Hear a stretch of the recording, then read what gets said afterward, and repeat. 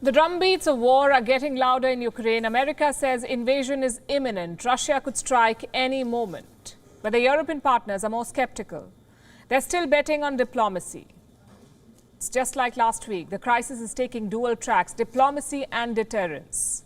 Let's talk about diplomacy first. On Saturday, US President Joe Biden spoke to Russian President Vladimir Putin. Putin had more complaints. Biden had more warnings. In the end, there was no breakthrough. The next day, Biden dialed Ukraine's President Volodymyr Zelensky. He briefed him on the Putin phone call. What happened next is interesting. Kiev says Zelensky invited Biden to Ukraine, sort of like a morale booster. Washington, though, made no mention of this invite. They completely ignored it. And you can understand why. The United States is drumming up panic. Their media says Russia will invade this Wednesday. The White House says it's just a matter of time. Said before, we are in the window when an invasion could begin at any time, should Vladimir Putin decide to order it. I will not comment on the details of our intelligence information, but I do want to be clear. It could begin during the Olympics. Why has America turned alarmist? Maybe they haven't. Maybe this is all part of Western propaganda, pressurize Putin to show his hand. Whatever the reason, panic is now spreading. Around a dozen nations are asking their citizens to leave Ukraine. This includes Britain, Germany, Italy, Canada, Australia, and Japan. Airlines are also avoiding Ukraine. Dutch carrier KLM has cancelled flights to Kiev. Germany's Lufthansa is considering the same. And these are not good signs for Ukraine. Foreigners fleeing your country, flights avoiding your airspace, all of this usually means only one thing: war is imminent. But Ukraine wants to keep the morale high. They're not buying America's panic, which is why Zelensky invited Biden to Kiev. It would have sent a strong message to Putin. Instead, another Western leader landed in Kiev today, and let me add, not a popular one. German Chancellor Olaf Scholz. His reluctance to take on Russia has enraged Ukrainians. He's refused to send military aid. He's non-committal on cancelling Nord Stream 2, the gas pipeline. So this visit was always going to be tough.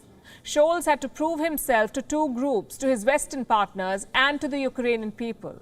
Their anger was perfectly summed up by this tweet. It was written by Ukraine's envoy to Germany. The title is perfect. German hypocrisy, he says. Berlin exports goods worth 366 million euros to Russia, but they have given zero military aid for Ukraine, unless you count the helmets.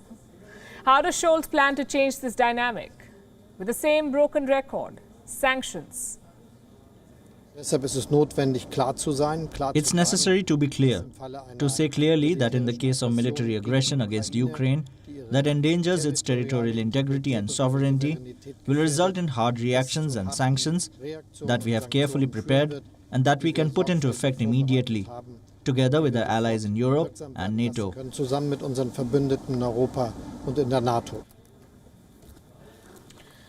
With allies like Germany, you have no option but to prepare for war, and that's what Ukraine is doing. President Zelensky has reiterated his bid to join the NATO. He says it is the only way Ukraine can secure itself. Germany, on the other hand, wants talks. Chancellor Scholz says he's willing to discuss European security with Vladimir Putin. That's where he's heading next, to Moscow. On Sunday, a new shipment of military aid arrived in Kiev. Guess what's inside those boxes? Stinger anti-aircraft missiles. It's an insurgent staple. You can take out enemy jets with precision. Stingers have changed the tide in many wars. The best example is Afghanistan, a country many Ukrainians talk about nowadays. They think the situations are similar. In Afghanistan, the army outnumbered the Taliban. The army had better weapons than the Taliban. Same in Ukraine. Russia has more soldiers. Russia has better weapons. But if the disorganized Taliban could beat the US-backed army, surely Ukraine's army can beat the Russians. That's what people in Kiev say. They're bullish. But it's a tall ask, frankly. Across the border, the Russian war machine continues to mobilize. In Belarus, the military drills are expanding. Russian and Belarusian fighter jets were patrolling the skies. Down below, tanks conducted firing drills. So ground and air covered. What about the waters? That's happening further south. Russian warships have already reached Crimea. On Sunday, a Russian submarine also arrived. Put together, around 30 Russian vessels are parked in the Black Sea, enough for a full-scale naval blockade. Despite all of this build-up, all this posturing, Russia continues to deny any plan to invade. So Kiev is asking for clarity. And they have triggered a special European Security Pact. It's called the OSCE, the Organization for Security and Cooperation in Europe, OSCE. Russia has also signed this pact. It's a signatory.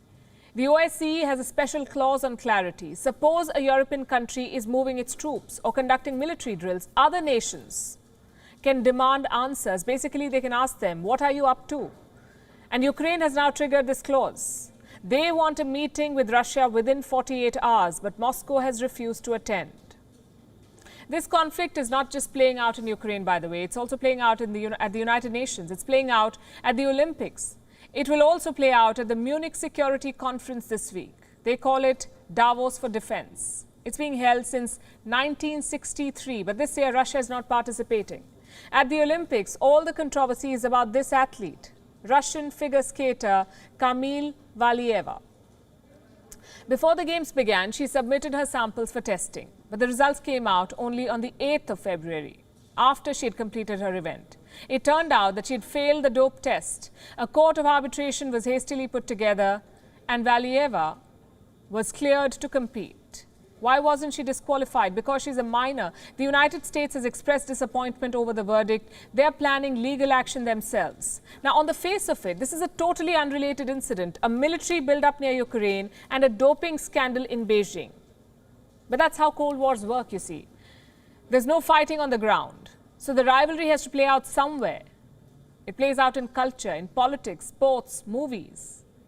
Even if the standoff is resolved, the animosity between the West and Russia is here to stay. WION is now available in your country. Download the app now and get all the news on the move.